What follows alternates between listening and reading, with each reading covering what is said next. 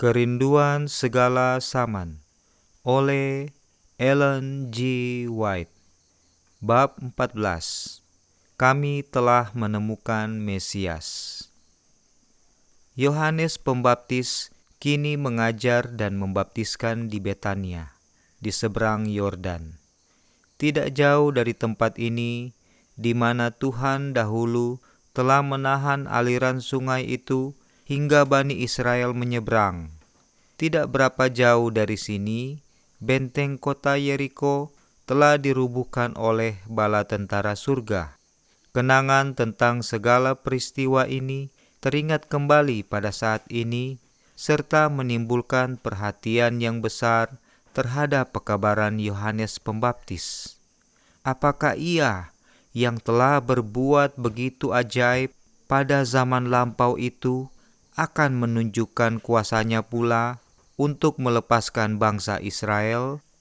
Demikianlah pikiran yang menggerakkan hati orang banyak yang setiap hari datang berduyun-duyun ke tepi sungai Yordan. Pengajaran Yohanes sangat mempengaruhi bangsa itu sehingga meminta perhatian para penguasa agama. Bahaya pemberontakan menyebabkan setiap kumpulan umum dipandang dengan rasa curiga oleh orang Romawi, dan apapun yang menunjuk kepada sesuatu pemberontakan dari bangsa itu menimbulkan rasa takut pada pihak para penghulu Yahudi. Yohanes belum mengakui kekuasaan Sanhedrin oleh berusaha memperoleh pengesahan mereka atas pekerjaannya, dan ia telah mengecam penghulu-penghulu dan orang banyak, baik orang Farisi maupun orang Saduki. Namun orang banyak mengikut dia dengan gembira. Perhatian pada pekerjaannya tampaknya bertambah terus-menerus. Meskipun ia tidak tunduk kepada mereka, Sanhedrin merasa bahwa selaku seorang guru umum, ia adalah di bawah pengawasan mereka. Badan ini terdiri dari anggota-anggota yang dipilih dari antara imam-imam dan dari penghulu-penghulu utama dan guru-guru bangsa itu. Imam besarlah biasanya yang menjadi ketua. Semua anggotanya haruslah orang-orang yang sudah agak lanjut usianya. Sungguh pun belum tua sekali, orang-orang berilmu bukan saja mahir dalam agama Yahudi dan sejarah, tetapi juga dalam pengetahuan umum. Mereka tidak boleh bercacat tubuh dan harus sudah berumah tangga. Karena sebagai bapa, besar kemungkinan mereka akan lebih berpengasihan dan memikirkan kepentingan orang lain. Tempat mereka berkumpul ialah suatu ruangan yang dihubungkan dengan bait suci di Yerusalem. Pada zaman kemerdekaan bangsa Yahudi, Sanhedrin ialah Mahkamah Agung bangsa Yahudi yang mempunyai kuasa atas soal-soal kenegaraan serta keagamaan.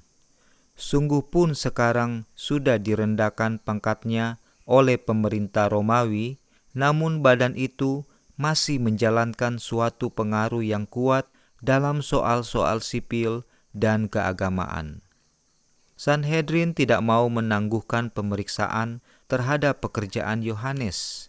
Ada orang yang masih mengingat wahyu yang diberikan pada Sakaria di bait suci dahulu, dan nubuatan bapa itu yang telah menunjuk kepada anaknya itu sebagai pendahulu Mesias. Dalam huru-hara dan perubahan selama 30 tahun, segala perkara ini sudah sebagian besar dilupakan. Tetapi sekarang diingatkan kembali oleh kegiatan pekerjaan Yohanes. Sudah lama sejak bangsa Israel pernah mempunyai seorang nabi, lama sejak sesuatu reformasi seperti yang berlangsung sekarang ini pernah dilihat orang. Tuntutan untuk mengaku dosa tampaknya baru dan mengejutkan. Banyak di antara para pemimpin tidak mau pergi mendengarkan seruan dan kecaman Yohanes, karena khawatir kalau mereka terpaksa membuka segala rahasia kehidupan mereka sendiri. Namun, pengajaran Yohanes itu adalah pengumuman yang berlangsung tentang Mesias.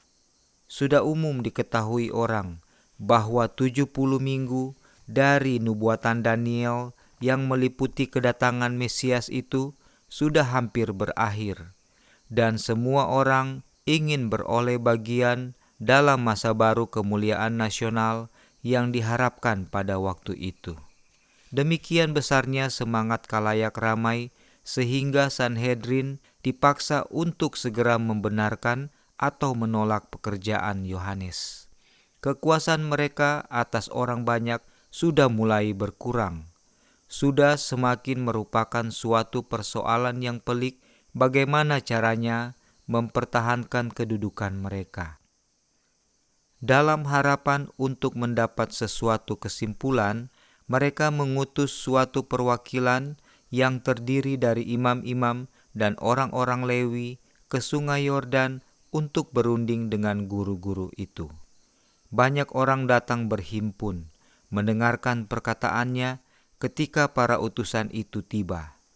Dengan lagak kewibawaan yang dimaksudkan untuk memberikan kesan dalam pikiran orang banyak itu, serta untuk menuntut penghormatan nabi itu, rabi-rabi yang congkak itu datang.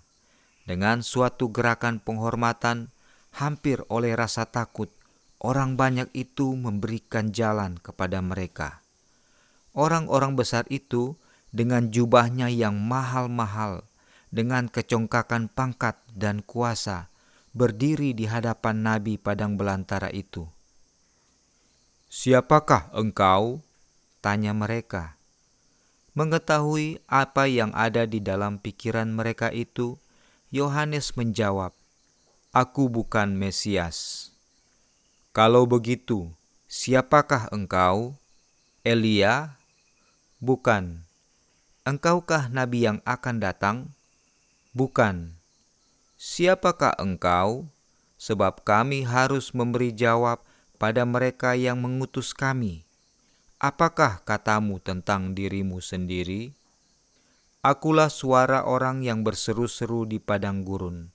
Luruskanlah jalan Tuhan, seperti yang telah dikatakan oleh Nabi Yesaya." Ayat Alkitab yang disebutkan oleh Yohanes itu ialah nubuatan yang indah dari Yesaya. "Hiburkanlah, hiburkanlah umatku. Demikian firman Tuhan Bapamu. Tenangkanlah hati Yerusalem dan serukanlah kepadanya bahwa perhambaannya sudah berakhir, bahwa kesalahannya telah diampuni."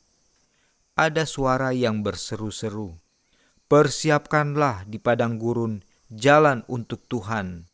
Luruskanlah di padang belantara jalan raya bagi Bapa kita. Setiap lembah harus ditutup dan setiap gunung dan bukit diratakan. Tanah yang berbukit-bukit harus menjadi tanah yang rata, dan tanah yang berlekuk-lekuk menjadi dataran. Maka kemuliaan Tuhan akan dinyatakan, dan seluruh umat manusia akan melihatnya bersama-sama. Sungguh, Tuhan sendiri telah mengatakannya." Yesaya 40 ayat 1-5.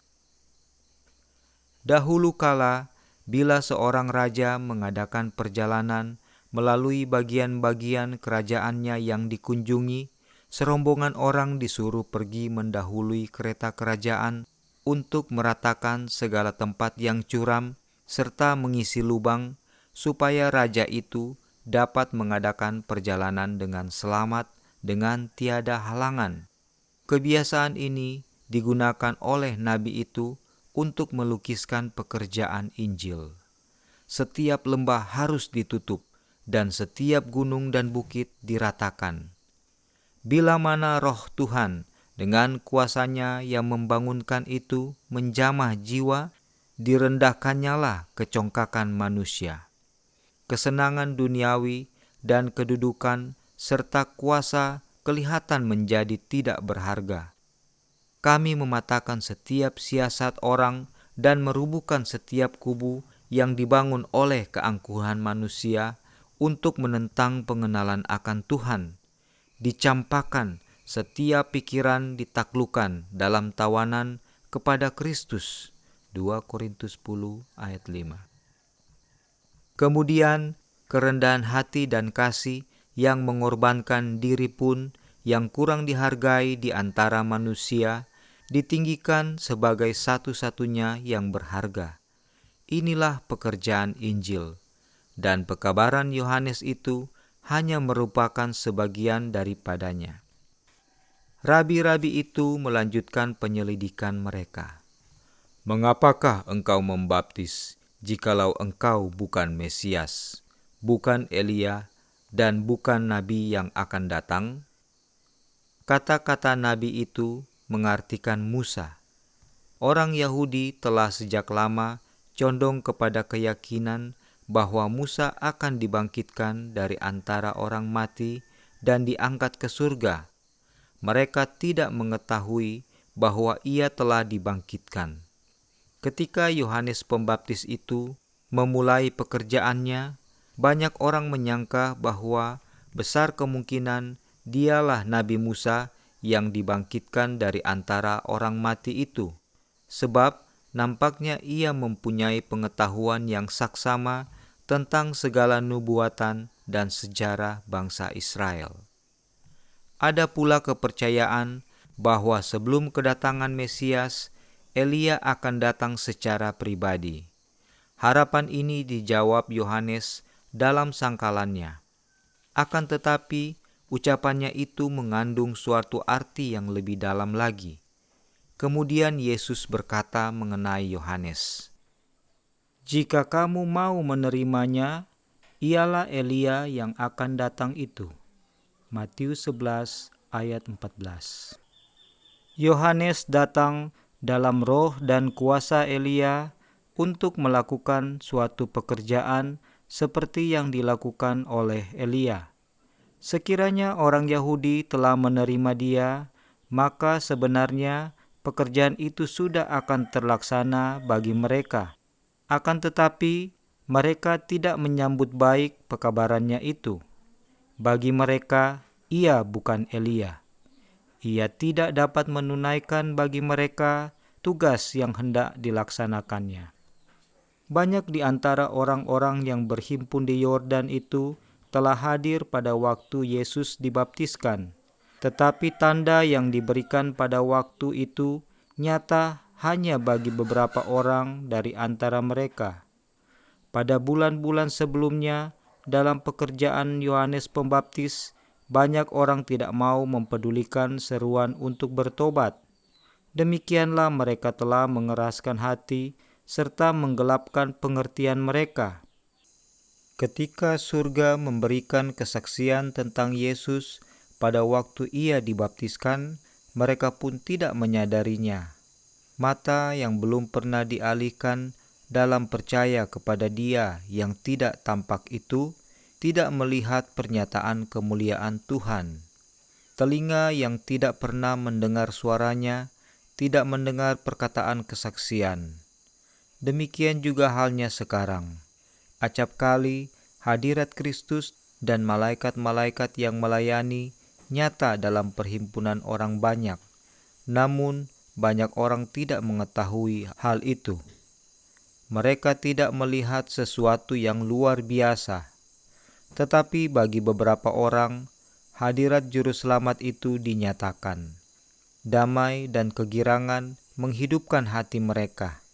Mereka itu dihiburkan, diberanikan hati, serta diberkati.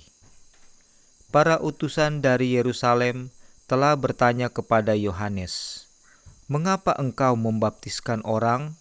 Dan mereka itu menantikan jawabnya. Tiba-tiba, sementara pandangannya meliputi orang banyak itu, matanya bersinar-sinar, wajahnya berseri-seri, dirinya digerakkan perasaan yang mendalam. Dengan tangan yang teracung, ia berseru, "Aku membaptis dengan air, tetapi di tengah-tengah kamu berdiri Dia yang tidak kamu kenal, yaitu Dia yang datang kemudian daripadaku. Membuka tali kasutnya pun aku tidak layak." Yohanes 1 ayat 25-27. Pekabaran itu jelas sekali untuk dibawa kembali kepada Sanhedrin.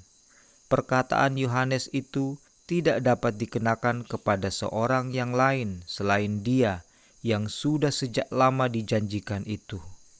Mesias ada di antara mereka. Dengan keheranan besar, imam-imam dan penghulu-penghulu itu memandang di sekeliling mereka dengan pengharapan akan melihat Dia yang dibicarakan Yohanes itu. Tetapi ia tidak dapat dikenal di antara orang banyak itu. Ketika Yesus dibaptiskan, Yohanes menunjuk kepadanya sebagai anak domba Bapa. Sebuah terang yang baru dipancarkan atas pekerjaan Mesias. Pikiran nabi itu tertuju kepada perkataan Nabi Yesaya, seperti anak domba yang dibawa ke pembantaian. Yesaya 53 ayat 7. Pada pekan-pekan berikutnya, Yohanes dengan perhatian yang baru menyelidik nubuatan-nubuatan serta pengajaran tentang upacara-upacara pengorbanan. Ia tidak dapat membedakan dengan jelas kedua segi pekerjaan Kristus itu sebagai suatu korban yang merasakan sengsara dan seorang raja yang menang. Akan tetapi, ia melihat bahwa kedatangannya itu mengandung arti yang lebih dalam daripada yang dilihat oleh imam-imam atau khalayak ramai. Ketika ia melihat Yesus di antara orang banyak itu kembali dari padang belantara, dengan yakin ia menantikan Dia untuk memberi kepada orang banyak itu sesuatu tanda tentang kepribadiannya yang sesungguhnya. Hampir dengan tidak sabar lagi, ia menunggu untuk mendengar juru selamat itu mengumumkan tugasnya. Tetapi tidak ada sepatah kata pun yang diucapkan, tidak ada tanda diberikan. Yesus tidak memberikan sambutan kepada pengumuman Yohanes Pembaptis itu tentang Dia, melainkan menggabungkan diri dengan murid-murid Yohanes dengan tidak memberikan tanda secara lahir apapun mengenai tugasnya yang istimewa itu, dan tidak mengambil tindakan apapun untuk menarik perhatian kepadanya. Keesokan harinya, Yohanes melihat Yesus datang. Dengan sinar kemuliaan Tuhan hinggap atas dia, nabi itu mengangkat tangannya seraya berkata, "Lihatlah anak domba Bapa yang menghapuskan dosa dunia. Dialah yang kumaksud ketika kukatakan, kemudian daripadaku akan datang seorang yang telah mendahului aku, sebab dia telah ada sebelum aku, dan aku sendiri pun mula-mula tidak mengenal dia. Tetapi untuk itulah aku datang dan membaptis dengan air, supaya ia dinyatakan kepada Israel. Aku telah melihat Roh turun dari langit seperti merpati, dan ia tinggal di atasnya.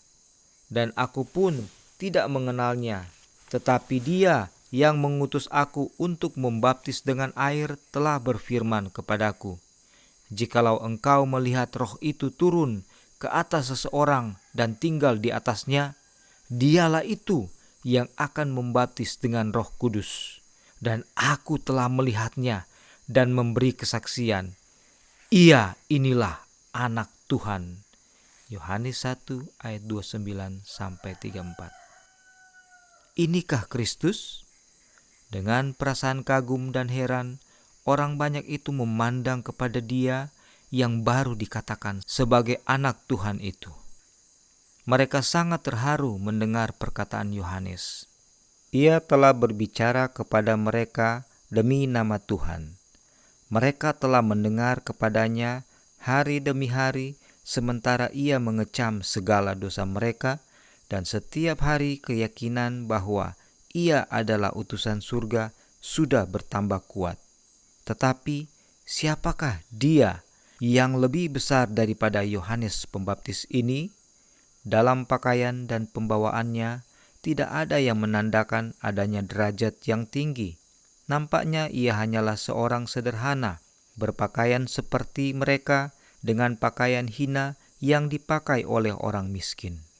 Di antara orang banyak itu, ada beberapa orang yang pada waktu Kristus dibaptiskan telah menyaksikan kemuliaan ilahi serta telah mendengar suara Tuhan.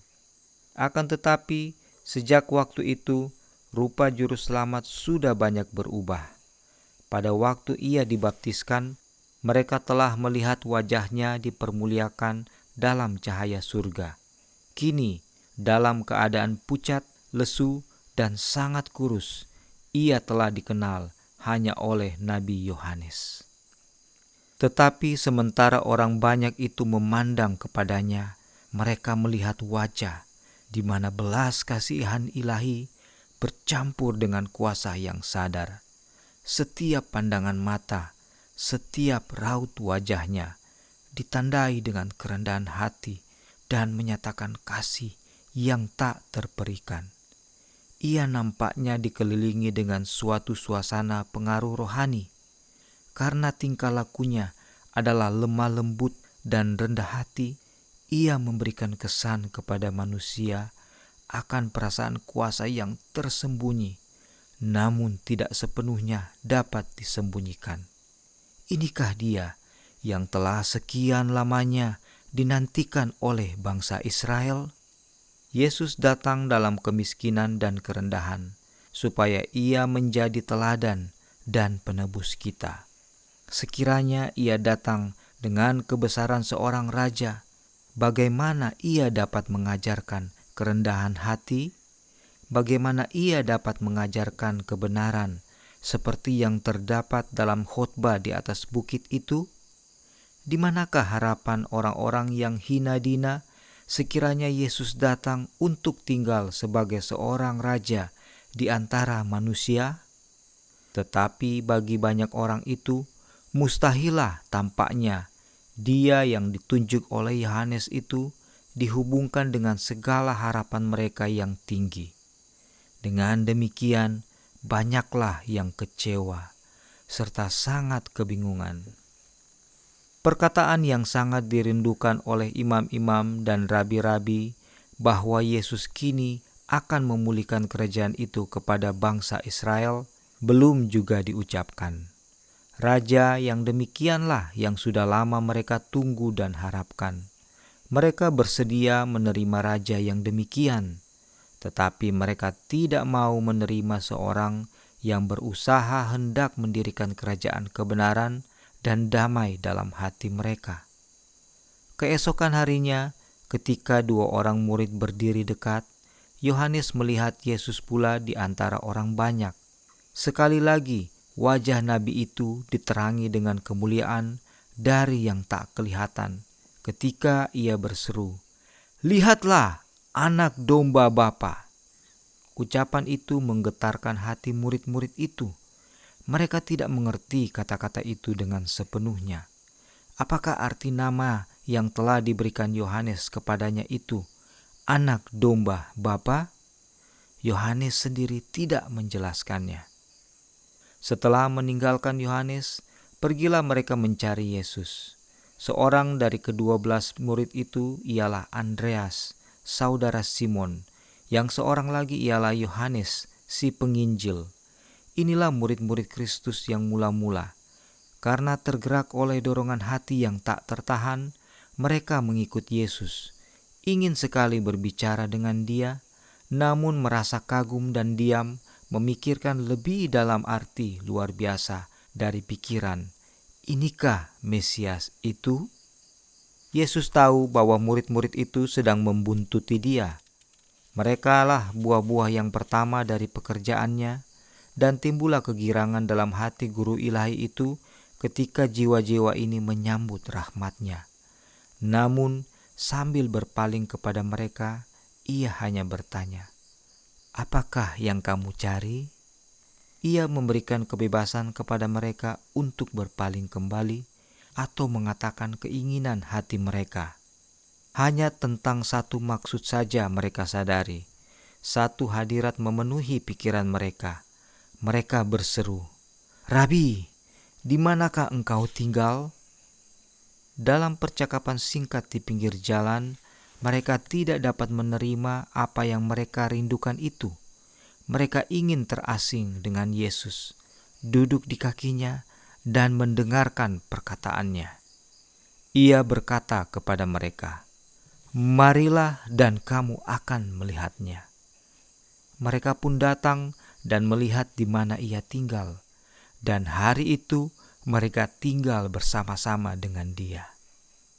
Sekiranya Yohanes dan Andreas mempunyai roh imam-imam dan penghulu-penghulu yang tidak mau percaya itu, maka sudah tentu mereka tidak menjadi pelajar di kaki Yesus. Mereka pasti akan datang kepadanya selaku ahli kritik untuk menghakimi perkataannya. Dengan demikian, banyak orang menutup pintu terhadap kesempatan yang indah. Tetapi bukan demikian halnya dengan kedua murid yang mula-mula ini. Mereka telah menyambut panggilan Roh Kudus dalam pengajaran Yohanes Pembaptis. Kini mereka pun mengenal suara guru semawi itu. Bagi mereka, segala ucapan itu penuh dengan kesegaran, kebenaran, dan keindahan. Penerangan ilahi dipancarkan ke atas pengajaran perjanjian lama. Pokok-pokok kebenaran yang banyak seginya nampak jelas dalam terang yang baru. Penyesalan, iman, dan kasihlah yang menyanggupkan jiwa untuk menerima akal budi dari surga. Iman yang bekerja oleh kasihlah yang menjadi kunci pengetahuan, dan setiap orang yang mengasihi mengenal Tuhan. 1 Yohanes 4 ayat 7. Yohanes adalah seorang murid yang kasihnya sungguh-sungguh dan dalam, bersemangat namun bersifat suka menimbang.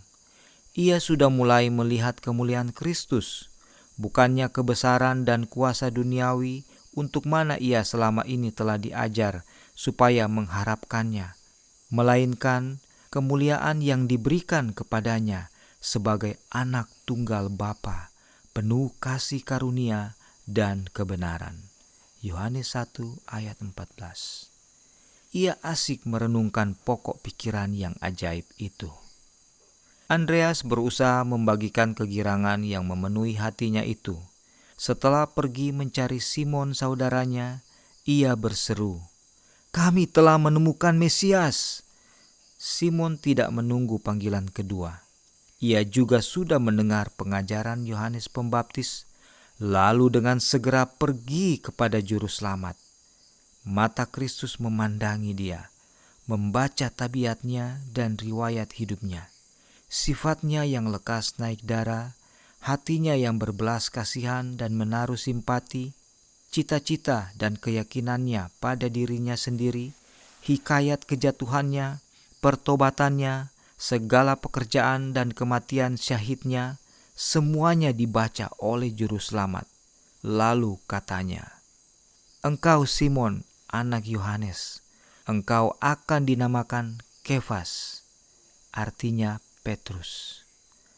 Pada keesokan harinya, Yesus memutuskan untuk berangkat ke Galilea. Ia bertemu dengan Filipus dan berkata kepadanya, "Ikutlah aku." Filipus menurut perintah itu, lalu dengan segera ia juga menjadi seorang pengerja bagi Kristus.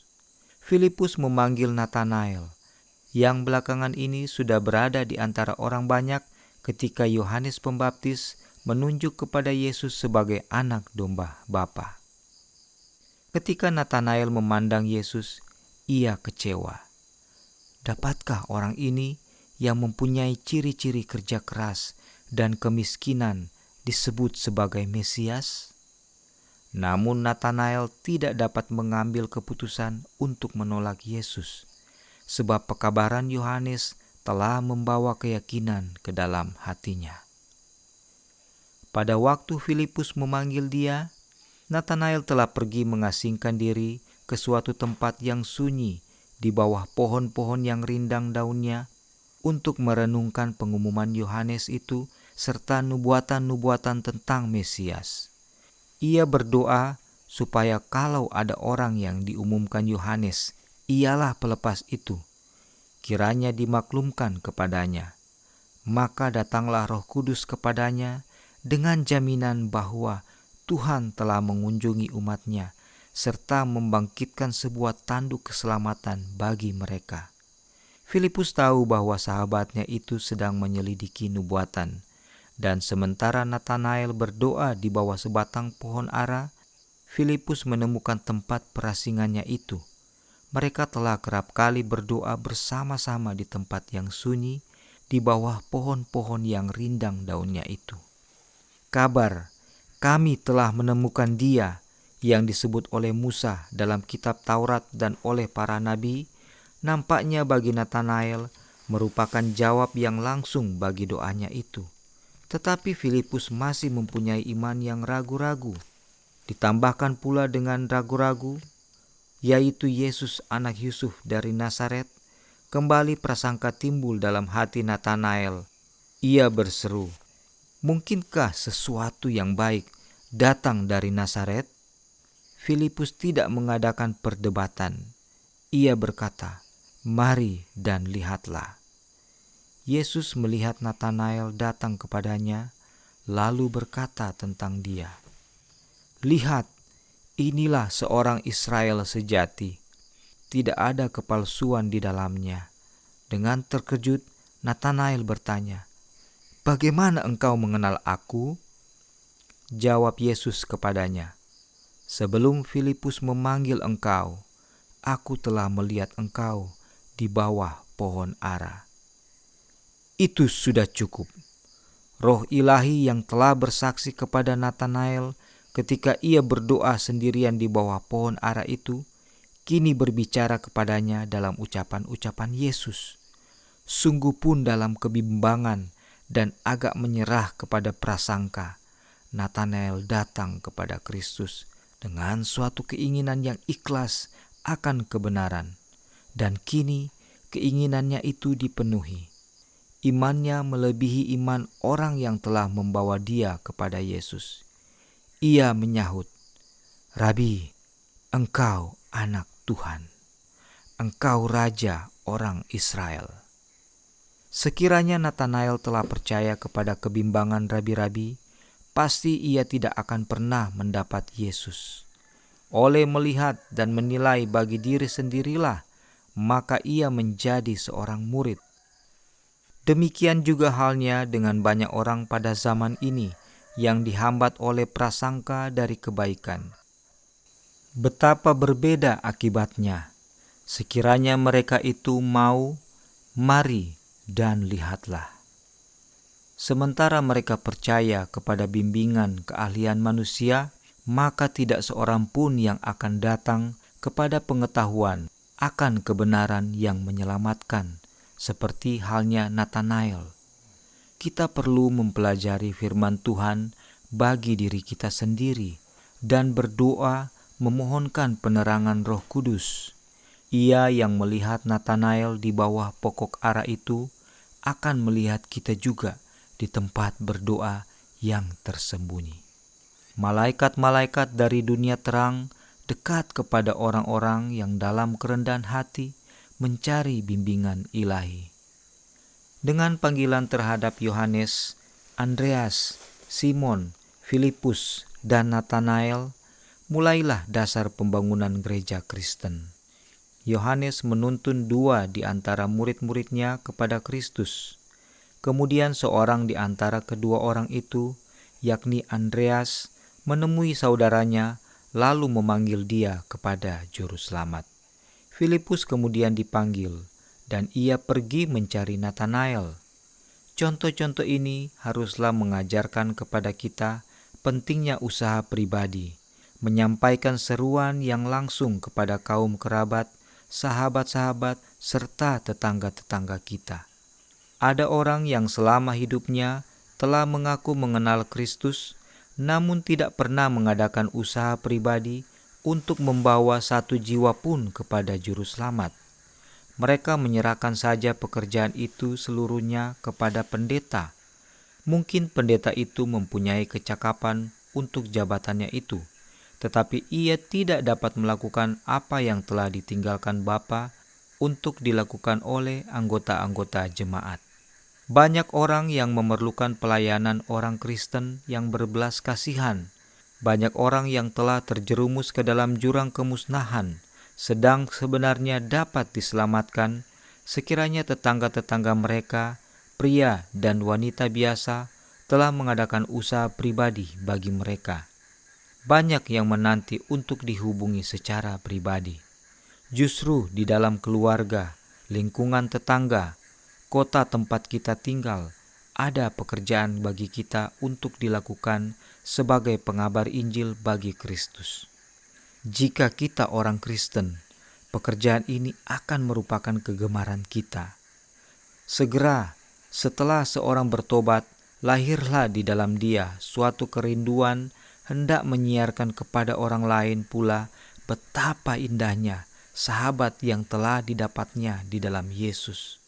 Kebenaran yang menyelamatkan dan menyucikan tidak dapat dikurung di dalam hatinya. Semua orang yang menyerahkan diri kepada Tuhan akan menjadi saluran terang. Tuhan menjadikan mereka alat-alatnya untuk menyampaikan kepada orang lain segala kelimpahan rahmat-Nya. Janjinya ialah, Aku akan menjadikan mereka dan semua yang di sekitar gunungku menjadi berkat. Aku akan menurunkan hujan pada waktunya. Itu adalah hujan yang membawa berkat. Yeskiel 34 ayat 26. Filipus berkata kepada Natanael, "Mari dan lihatlah." Ia tidak meminta kepadanya agar menerima kesaksian orang lain, melainkan agar ia sendiri datang melihat Kristus. Sekarang, karena Yesus sudah naik ke surga, maka murid-muridnya lah yang menjadi wakil-wakilnya di antara manusia. Dan salah satu alat yang paling baik untuk menarik jiwa-jiwa kepadanya ialah dengan meniru teladan tabiatnya dalam kehidupan kita sehari-hari. Pengaruh kita atas orang lain tidak begitu banyak bergantung pada apa yang kita katakan, seperti keadaan kehidupan kita. Orang boleh melawan serta menentang segala keterangan kita yang tepat. Mereka boleh menolak segala seruan kita. Tetapi hidup kasih yang tidak mementingkan diri adalah dalil yang tidak dapat dibantah. Hidup sesuai dengan pengakuan yang ditandai dengan kelemah lembutan Kristus adalah kuasa di dunia ini. Pengajaran Kristus adalah pengungkapan keyakinan yang terjalin dengan pengalaman. Dan orang-orang yang telah belajar dari Dia menjadi guru-guru yang sesuai dengan martabat ilahi. Firman Tuhan yang diucapkan oleh seorang yang ia sendiri telah disucikan oleh firman itu mengandung suatu kuasa yang memberi hidup, yang menjadikan firman itu menarik kepada para pendengarnya, serta meyakinkan bahwa firman itu adalah suatu kenyataan hidup. Apabila seseorang telah menerima kebenaran dalam kecintaannya pada firman itu, pastilah ia akan menyatakan hal ini dalam tingkah lakunya yang meyakinkan, serta dalam nada suaranya. Ia menyiarkan apa yang telah didengarnya sendiri, dilihatnya sendiri, dan dipegangnya sendiri dari firman kehidupan, supaya orang lain beroleh persekutuan dengan Dia oleh pengetahuan akan Kristus. Kesaksiannya dari bibir yang disentuh dengan bara yang hidup dari mezbah merupakan kebenaran bagi hati yang suka menerima, serta mengerjakan penyucian atas tabiat. Maka orang yang berusaha hendak memberikan terang kepada orang lain akan sendirinya diberkati juga. Akan turun hujan berkat yang lebat. Siapa yang banyak memberi berkat, diberi kelimpahan. Siapa yang memberi minim, ia sendiri akan diberi minim. Amsal 11 ayat 25. Tuhan sebenarnya dapat mencapai tujuannya dalam menyelamatkan orang-orang berdosa tanpa bantuan kita. Akan tetapi, supaya kita dapat mengembangkan suatu tabiat yang seperti tabiat Kristus, wajiblah kita mengambil bagian dalam pekerjaannya. Untuk dapat menikmati kegirangannya, kegirangan melihat jiwa-jiwa yang ditebus oleh pengorbanannya, wajiblah kita mengambil bagian dalam segenap pekerjaannya untuk penebusan mereka itu. Pernyataan iman Natanael yang mula-mula yang begitu saksama dan tekun serta sungguh-sungguh terdengar bagai musik di telinga Yesus. Yesus menjawab, katanya, "Karena aku berkata kepadamu, aku melihat engkau di bawah pohon ara, maka engkau percaya? Engkau akan melihat hal-hal yang lebih besar lagi." Juru selamat memandang ke depan dengan sukacita kepada pekerjaannya dalam membawa kabar selamat kepada orang yang teraniaya, mengobati orang-orang yang hancur hatinya, serta menyiarkan berita kemerdekaan kepada tawanan setan. Memikirkan tentang berkat-berkat indah yang telah dibawanya kepada manusia, Yesus menambahkan, "Aku berkata kepadamu, sesungguhnya engkau akan melihat langit terbuka dan malaikat-malaikat Tuhan turun naik kepada Anak Manusia." Di sini Kristus dengan sesungguhnya berkata, "Di tepi sungai Yordan langit terbuka dan Roh Tuhan turun seperti seekor burung merpati ke atasku." Pemandangan itu merupakan suatu tanda bahwa aku adalah anak Tuhan. Jika kamu percaya padaku sebagai anak Tuhan, maka percayamu pun akan dihidupkan. Kamu akan melihat bahwa langit terbuka dan tidak pernah tertutup lagi. Aku telah membukanya bagi kamu. Malaikat-malaikat Tuhan naik membawa segala doa orang yang malang dan menanggung kesusahan kepada Bapa di sorga, dan turun membawa berkat dan harapan, keberanian, bantuan dan hidup kepada anak-anak manusia. Malaikat-malaikat Tuhan selalu mondar-mandir dari bumi ke surga dan dari surga ke bumi. Segala mujizat Kristus bagi orang-orang yang teraniaya dan menderita diadakan oleh kuasa Bapa dengan perantaraan malaikat-malaikat. Maka oleh Kristus dengan perantaraan pesuruh-pesuruh semawinya, setiap berkat datang dari Bapa kepada kita. Dalam mengambil sifat manusia atas dirinya, Juru Selamat kita mempersatukan kepentingannya dengan kepentingan putra-putri Adam yang telah berdosa, sementara oleh keilahiannya ia berpegang teguh kepada tahta Bapa. Demikianlah Kristus menjadi alat perhubungan manusia dengan Bapa dan Bapa dengan manusia.